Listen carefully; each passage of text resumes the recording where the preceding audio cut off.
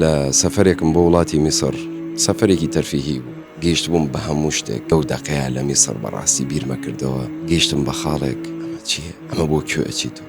من ئەمەی کە ئەم گۆڕانکاری کە لە ژیانمان ڕوویەوە الحەمدولله ڕێگایەکی ڕاست و دروستەکە ئینشاءڵڵا ئەم گەیەنێ بە خاڵێکی سەرکەوتن. رسول الله هاتە خەوم، اللهم صل على محمد وعلى آله.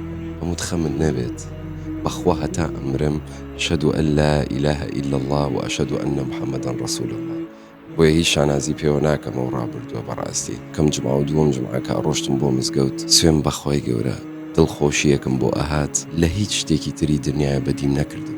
بۆیە نوێش بەڕاستی کلیلە بۆ یەتر کە تۆ ژیانی خۆت بگۆڕیت. باسیەوە کە ئەڵێ ئەگەر پاشاکان بزانن من لە چه ئارامیەکەم بەهۆی عیبادەت و نوێشکردنەکان و نزیکیم لە خوای گەورە، جەنگم لەگەڵاکەن تاوکو و ئارامیم لێ بسەنن. گەیشتن بە خاڵی ئارامی دڵنیا بە تەنها لە ڕێگای عیبادەتی ئەڵڵاه سوبحانەهو وتەعالا.